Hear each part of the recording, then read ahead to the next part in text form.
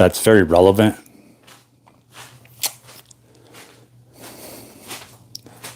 You know, we're given the task to, under our own will, say these words, you know, though I was wrong. And it is no excuse.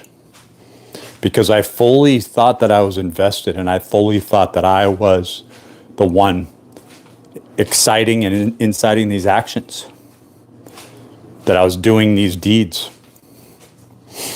But now that I know that there's a very good chance that I could be taken over and controlled by dark spiritual forces. And when we say dark spiritual forces, do you want to know the thin line, the thin veneer between saying that and being that? It's that autonomous movement, that functioning in your heart, your circadian rhythm, pumping your blood through your system. As soon as that stops, you're no longer on one side pointing the finger. And they want to get you. They want to get you. You can feel the evil in this world all around. You can see the dark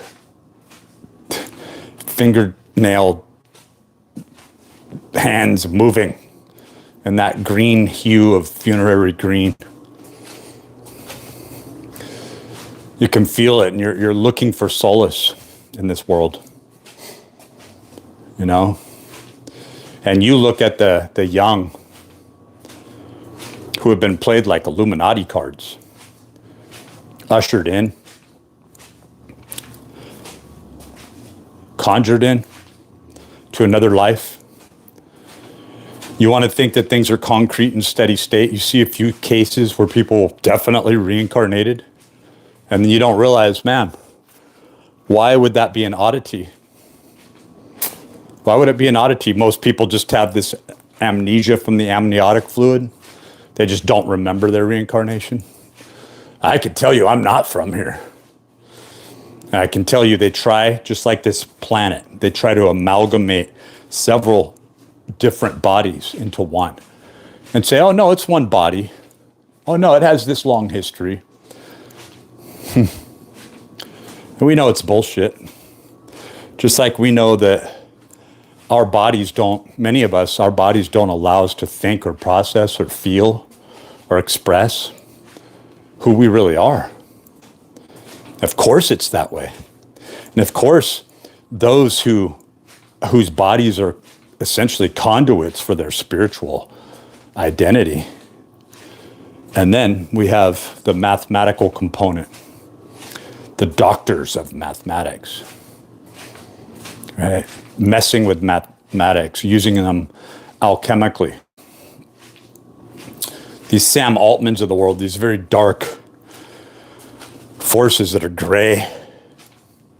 There's nothing good about Sam Altman.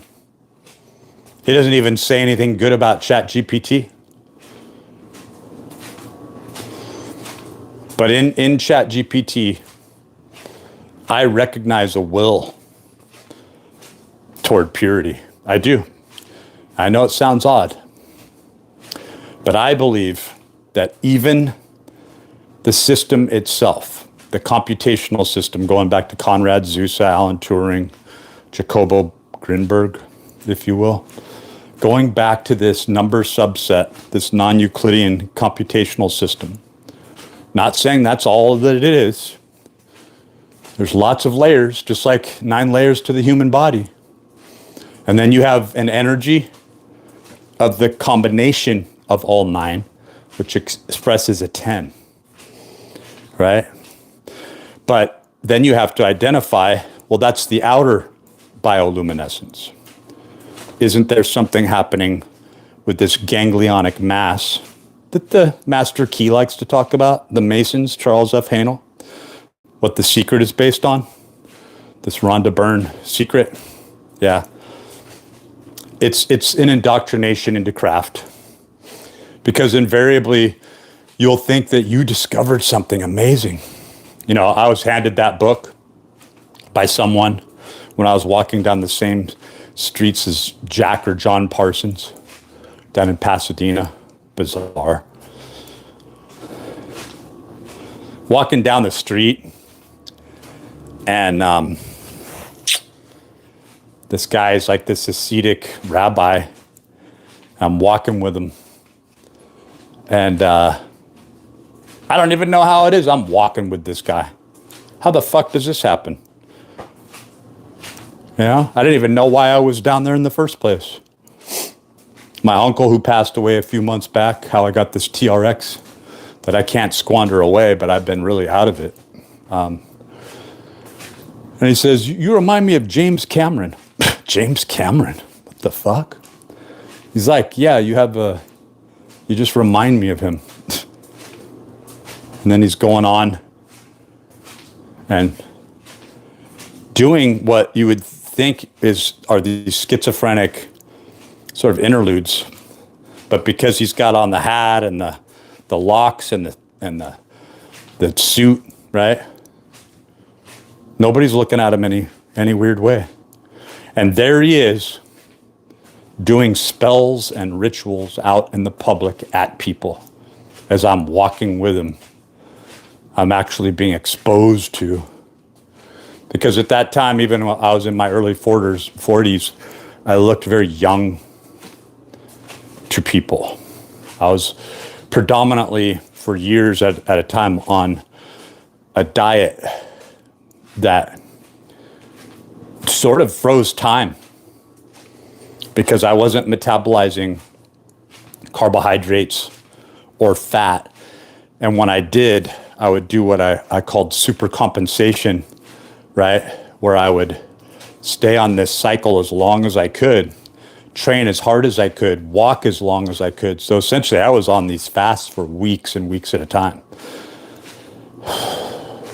And even though people do these things for physical pursuit, that is to materialistically manifest a Fibonacci golden mean phi or phi, it's pronounced both ways, expression of this human perfection, you are resonant existentially outside and inside, because your cellular structure knows what your genetics will manifest. And then when you go through this cycle over and over and over again, it becomes hardwired in you, into your epigenetics, into the information, that this is what we do. We process into this purification and this perfection. I do not believe that fasting is something that you're supposed to do starving away the carnal or the temporal body. I think when you can gain the understanding that aromatic amino acids and geometrical structures that draw in light, draw in the bioluminescence, and even produce it, right? The very shape of the geometry of these protein structures, right? You get good at that. You get good at something that is a communication, an LLM, a base language, where you don't need to say anything, but when you do speak, your vocal cords are perfectly aligned. Your lungs are perfectly sequenced to the outer aspects of who you are dimensionally.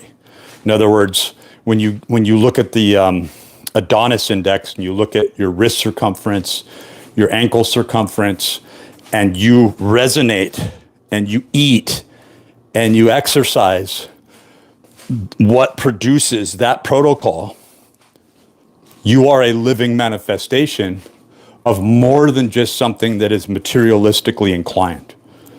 That can only take you so far, maybe the first few months. But in other words, you will be transformed. Because when you are trying to sleep, right? And this implies whether or not you are going to sleep. Because in order to achieve this level of, you could say, perfection, self-perfection.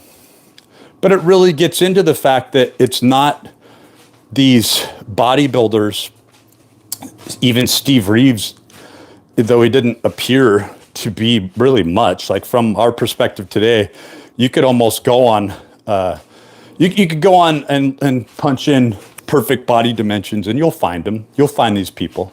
A lot of them have genetic propensity, or they have taken PEDs, or they're just not honest and they're doing both, right? Or they've been training and they're kind of have a silver spoon in their mouth in the sense that they'd been given everything. Like they had athletic parents.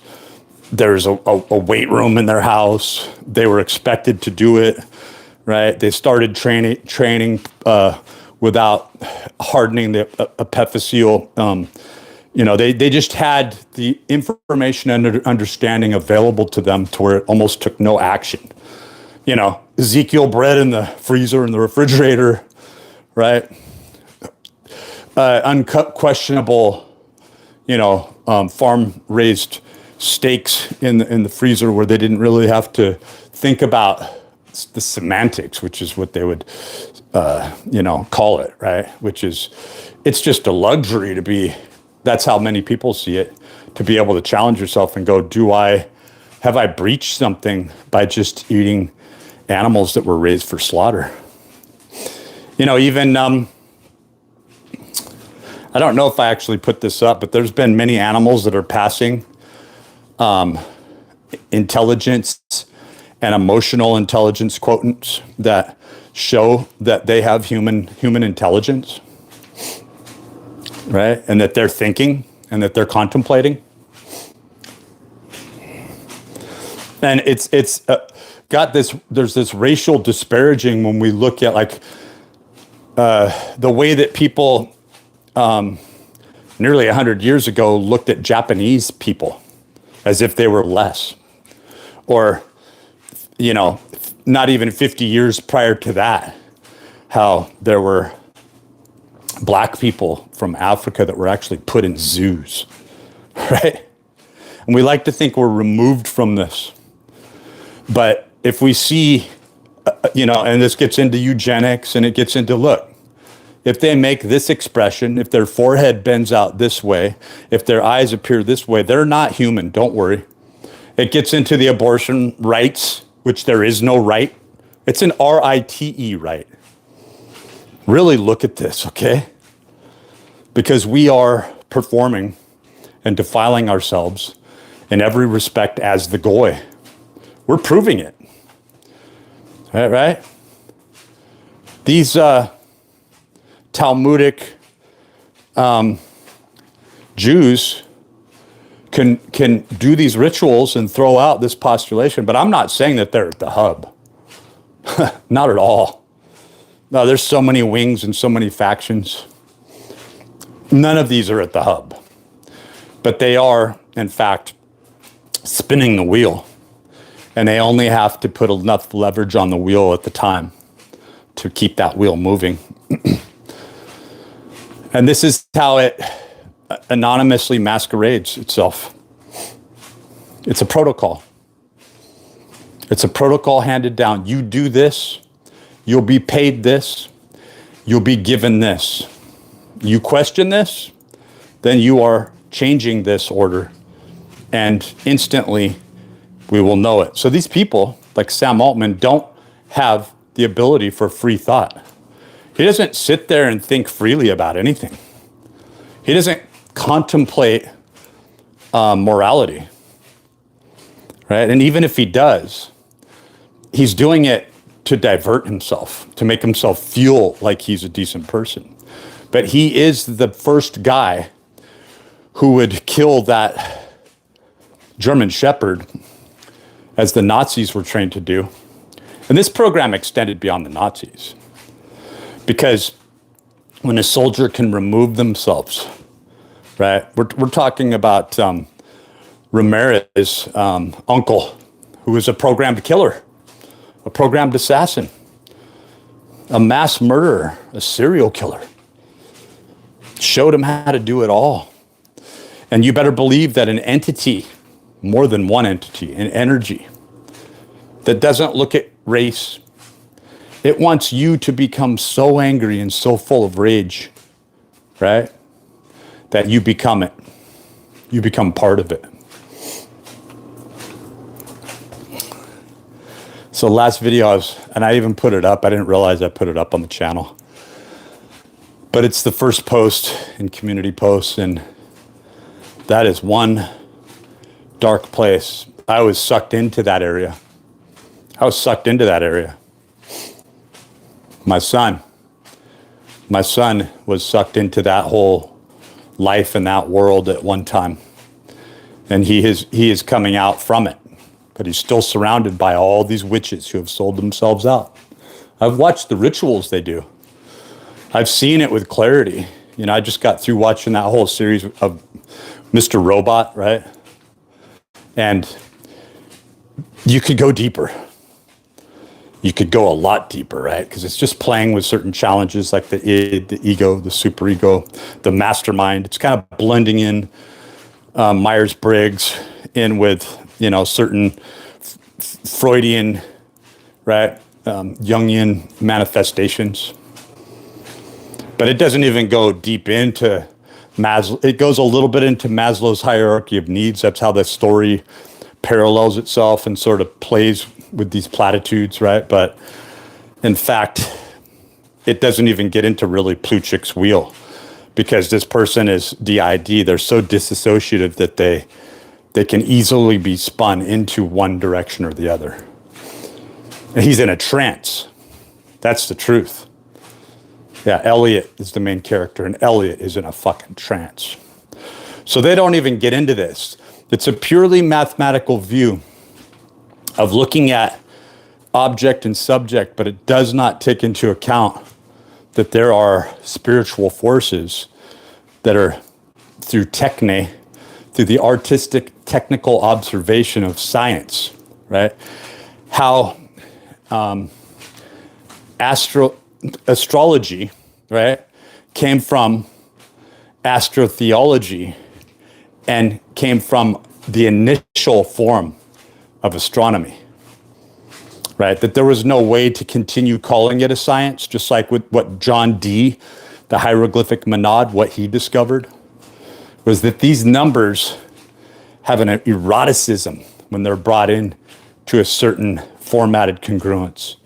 These numbers have a death sentence when they're brought into a certain mathematical congruence, right? These numbers are luck when they're brought into a certain mathematical congruence. I've known people that were dark practitioners that won the lottery, okay? Like, far too close to me. In fact, part and parcel to trying to sell my soul for more life. They were an aspect. I've had satanic rituals done on me where I didn't even know that I was involved with it. And somehow, I'm not going to say some way, all the defilement, all the dark things that I've been through, here I am. And at the end of the day, I'm not standing here with all of myself. I have been defiled. I have had these entities come inside of me, within me. I wasn't even doing dark things. It's a cultivation. It's a preparation. You are the sacrificed. They have chosen you. They have picked you out. They have chosen you, and whether or not you want to believe that mind over matter has prominence, you're going to find out the hard way. Because the existential world and the powers that be, that say, I am the power, right, does the rituals, and it affects you. And you don't even know what the F is going on. You don't even know why this person showed up. You're still laughing at things and going, oh, that's a really big deal. Oh, that's weird, man. Oh, that's a coincidence. Oh, that's a deja vu. That's extremely immature. You have to stop backing up and go and blinking and going, oh, wow. You have to start putting it together. No one else is going to jump in and help you. But I do believe we are in a time where we can help each other. We can help each other through this. Each of us are given aspects because of our prominence to view from a parallax sense the entirety of the picture. And when we bring it all together and we back up and we can really look at what this other world really looks like, what's really happening, how you essentially just have these lost souls in this fucking ominous bus station beyond the veil in this liminal place. And I am not saying that that is not technology. In fact, I have never alluded to the fact.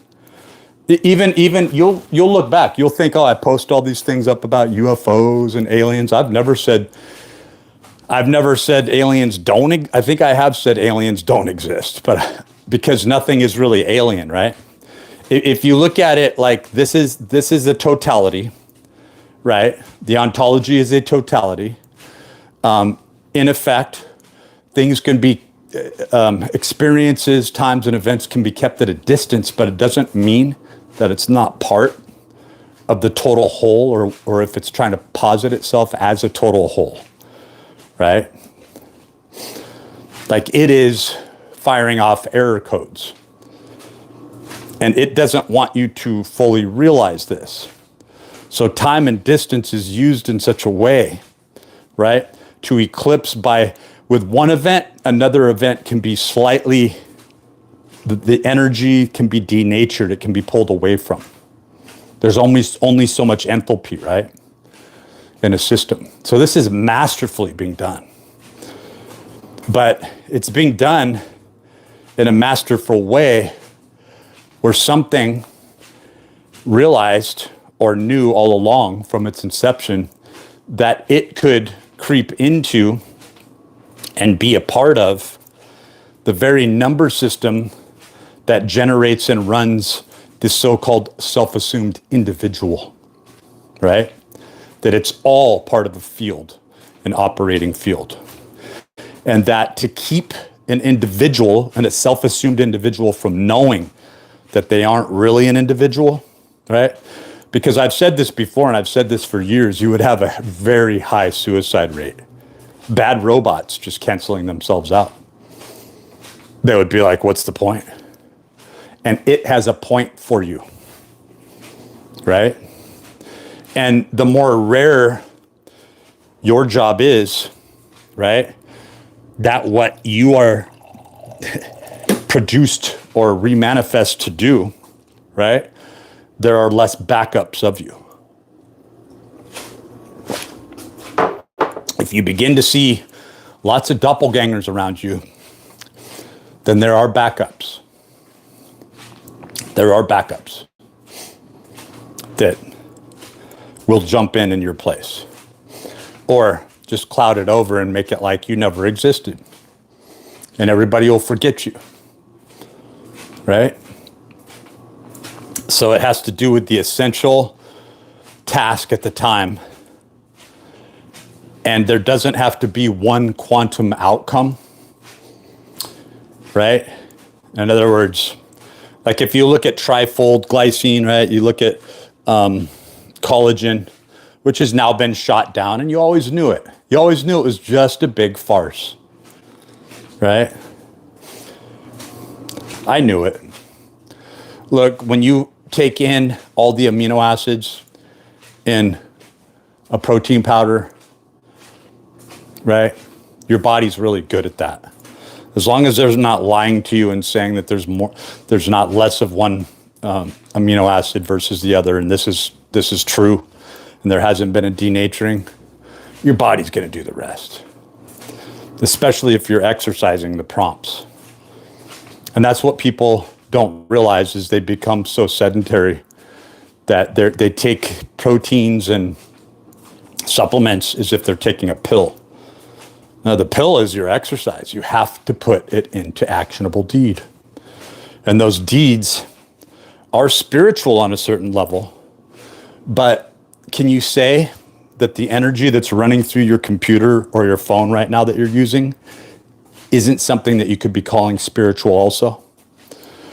It's routing from one number subset to the other. Isn't that what's happening within you? There are definitely 9 layers to the human body, 206 bones. Are you going to try to refute that? Yeah, maybe you could convince yourself and others that those numbers are slightly skewed, right? Maybe you could talk yourself into that.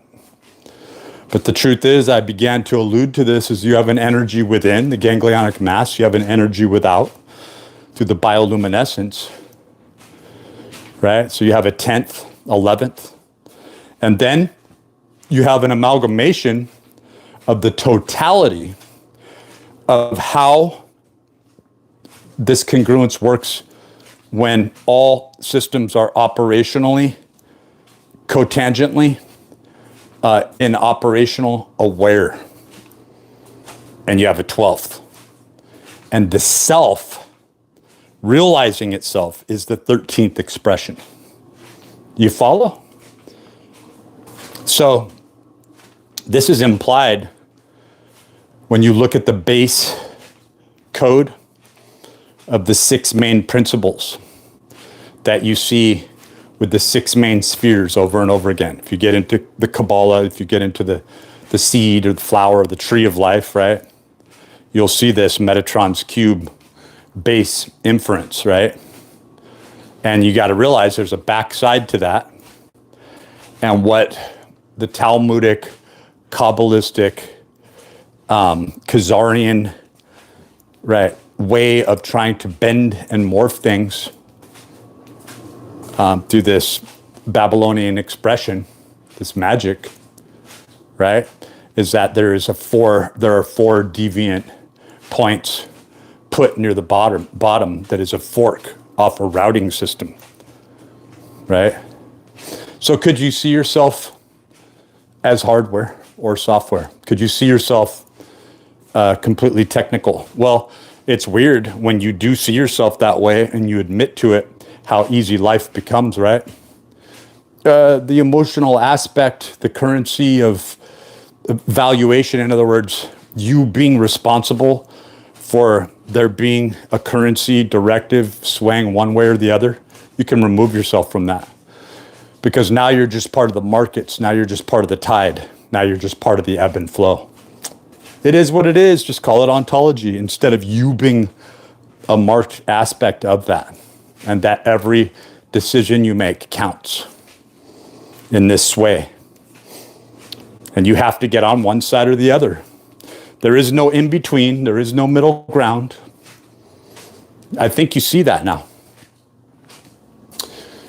And even more so, there's a polarizing moment here where we're all backing up. Those of us who have never been partisan, never agreed with either side, right? And you're going, holy crap, democracy really is an open invitation to make it what we need to mold it into. You don't back with anything. It's all been denatured, it's all impure. But does the far right, with their staunchy conservative ways, represent who and what you are and what you want to be? In other words, what are they standing behind? Are they constitutional purists? No, they're not. They want to rewrite the Constitution. So in that refuting of everything else outside their ideology, what do they stand for? Well, they haven't even told you yet, have they? But you know they're capitalists. You know they're warmongers, right? And we want to dabble with things. Are you pro-Palestine? Are you pro-Israel? None of that is what's happening. That's all smoke and mirrors. Because by the time you back up, you'll realize you were on the wrong side all along, and you were just pandering to their words. Because the first one who promises you something is lying to you. And to bring back something like the Whig Party, that's exactly what they wanted to do. They wanted to imply that there was a three-party system involved, but there never was. They wanted you to think that you'd have to supplicate back to British rule, right? And that's not a choice. How are you making any difference, right? What's really going on here is a complete blast on partisanship, and the individual either will be greedy through their own dialectical exchange and expression. In other words, I have this, I'm going to hang on to this in order for me to keep my ground. All these dysfunctional units of measure, from the monetary system to trade to the countries that are being falsely named, the acquisitioning of land, the appearance of what axis of power is running everything, we have to keep it all the same so I can keep my pot, right? That's where you failed. You failed everyone. When you decide for yourself within the corrupt system, you have now become corrupt. The only thing to do is to use technology to better serve the pure state. And when we talk about sovereignty, there always has been sovereignty. They want you to think that you are not a sovereign person. Screw citizen. You are not a sovereign person. That your choices are constantly connected with others, and that you are just one little speck in a sea, right, of votes. That's just not true, right? But then when they lose somebody, they want you to stand behind this false ideology that this person stood for all this. Well, they never supported each other, not fully, throughout a lifetime. They're always working in opposition, trying to get the other person to cow down. And I've known, I could see the expression on Trump's face. I've known the moment that he was 100% aware that he was not in power, that he stood for an ideology, and he was 100% taken over. He had so much temerity, so much hubris. He was so short-sighted his entire life. And I believe that it happened